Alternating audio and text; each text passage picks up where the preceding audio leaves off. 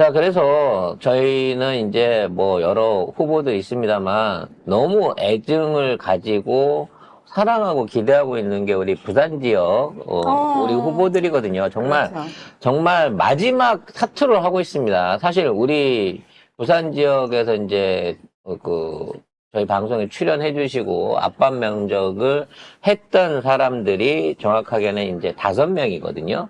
근데 사실 그 중에 솔직히 말씀드려서 서은숙 최고 말고는 한 2주 전만 하더라도 사실 당선권 내부에 있질 않았어요. 근데 지금 많이 달라졌습니다.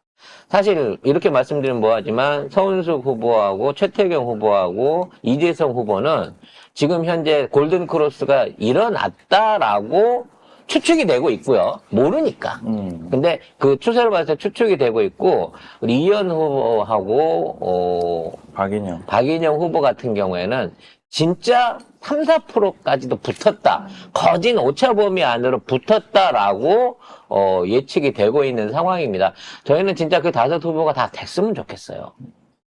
특히나 이현 후보와, 우리 박인영 후보처럼 진짜 험지에서 맨몸으로 선거운동하고 있는, 이런 젊은 여성, 정치 지망생들한테 꼭 기회가 좀 됐으면 싶거든요. 근데 이러한 부산의 변화가요, 사실상 이번 선거에서 200석을 넘기는 데 있어서 가장 핵심적인 역할을 할 수 있는 키가 됩니다. 왜냐면 이 선거 전까지만 해도 부산 지역은 3석에서 4석 보던데요, 18 중에.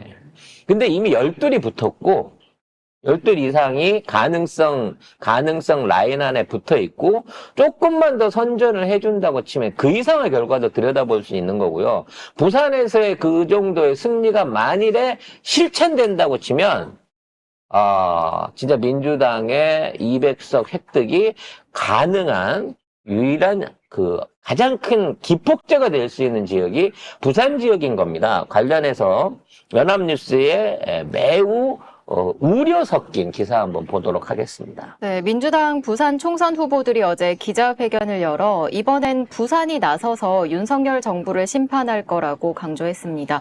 부산은 인구가 계속 줄고 청년은 떠나가고 있지만 여당인 국민의힘은 돌려막기 공천으로 부산 시민을 대하고 있다며, 반면 민주당은 가덕 신공항 조기 착공, 경부선 지하화 사업, 또 부울경 메가시티 등 부산의 마음을 다했다고 주장했습니다. 그러니까 지금 부산 지역 후보들이 비를 맞으면서 또는 일일이 시장통을 타다면 가게 입구에서 다 큰절을 벌리고 있어요. 박인영 후보는 삼보일배하고 있던데. 네. 뭐 삼보일배, 그리고 다른 후보들도 전부 다 사람들을 막 일일이 절을 하고 있습니다. 근데 뭐 그걸 갖다가 야, 이렇게까지 할 게 뭐 있냐라고 얘기를 하시는 분도 있지만, 그만큼 절박하기 때문에 그러는 겁니다. 간절함이 거기서 묻어나고 있는 거거든요. 이런 와중에 국힘 안에서는 자중질환이 계속 일어나고 있습니다. 장해찬이 완주를 사실상 확정을 지었고, 그리고 장해찬과 정현욱 후보 사이에 고소고발, 특히 사실상 이게 사실이라고 하면 당선 무효가 될 수 있는 의혹에 대한 고소고발들이 이미 진행이 되고 있는 상황이거든요. 먼저 이 얘기부터 하고 뒤에 한 후보씩 좀 살펴보도록 하겠습니다. 네, 장해찬이 페이스북에 여론조사 내용을 왜곡한 글을 올려 논란이 되고 있습니다.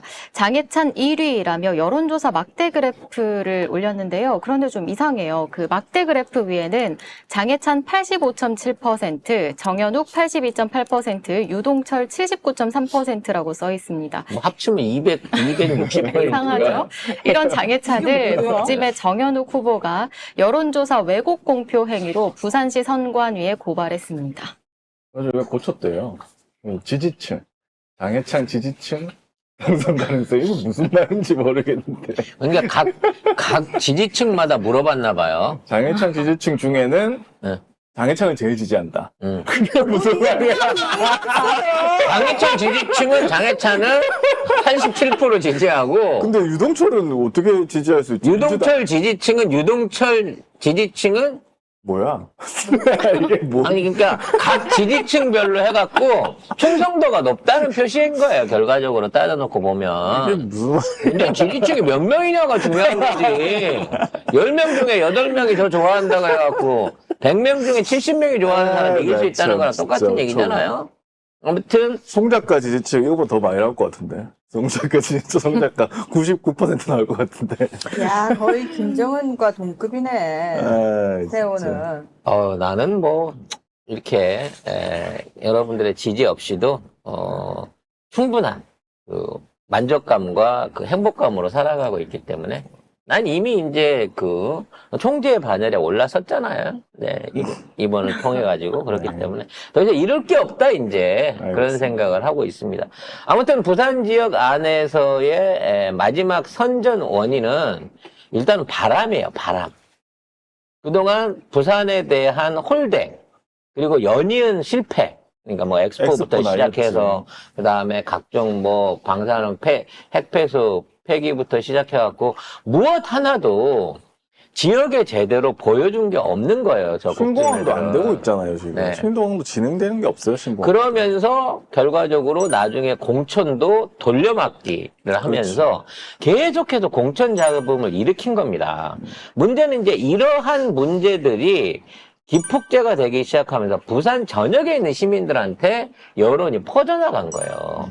지금 어느 한 군데에서 처음에 시작됐겠죠. 뭐 서은숙 의원이 시작했을 수도 있고 이재성 의원, 최태국 의원이 시작했을 수도 있는데 이런 후보들이 뭔가의 바람의 변화를 일으키고 나머지 후보들도 한 명도 포기하지 않았어요. 18개 지역구 안에 있는 후보들 중에 대충 하는 사람은 한 명도 없었습니다. 민주당이 이렇게 단일 대우의 모습을 보여주는 것과 반대로 국짐 후보들은 제대로 된 유세도 별로 안 하고요. 그냥 지역 사람들 만나가지고 그다음 안면 유세를 하는데 주로 노력들을 했다는 거죠. 그리고 여기에 결정적인 민심을 흔들어 놨던 게 이재명 대표의 연이은 방문과 또 조국 대표의 연이은 연설 그리고 한동훈의 계속되는 똥볼짓들이 결과적으로 부산의 전체적인 민심에 불을 지르는 바람에 이제 부산 안에서는 이번에 지역구도 뒤집혀지겠지만 비례대표에서도 엄청난 변화를 보여줄 것으로 저는 기대를 하고 있습니다. 그래서 결과는 뭐 내일 나와봐야 알겠습니다만 부산 지역의 선전을 통해 가지고 만일에 우리가 민주진영이 200석 이상의 대승을 거둘 수 있게 된다고 치면 부산에서 노력했던 이 레지스탕트들의 노력들을 보상하고 그에 대한 기억이 꼭 필요할 것 같습니다.